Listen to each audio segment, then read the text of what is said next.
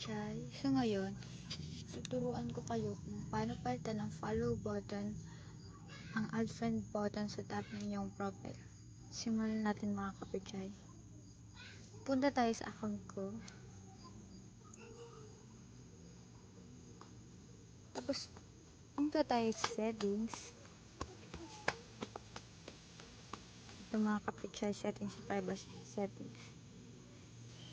Tapos nun, hanapin natin ang privacy settings at hintayin natin to.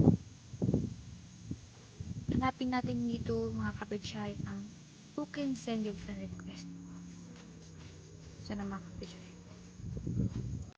At gawin natin itong friends your friends. Back natin.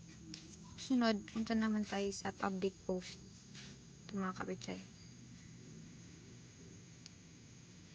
Nakita nyo ba itong who can follow me? Gagawin natin ito mga kapitchay ng public. Lahat itong mga kapitchay kailangan na public. Dito naman sa public post notification, bahala kayo kung everyone o friends of friends of friends. Sa akin mga kapitchay, everyone na lang. Sa public tag dito.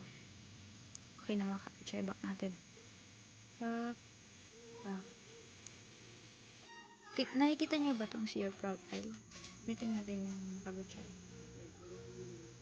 Bingnan natin yung tatlong tagdaw. Ito sa gilid. And itong view as. Okay yun siya mga kapitchay. Kapag ni-stalk kayo, hindi kayo friend, ganito makikita sa inyo, and pwede kayong magkaroon ng maraming followers. Sana tulungan ko kayo. Love you mo.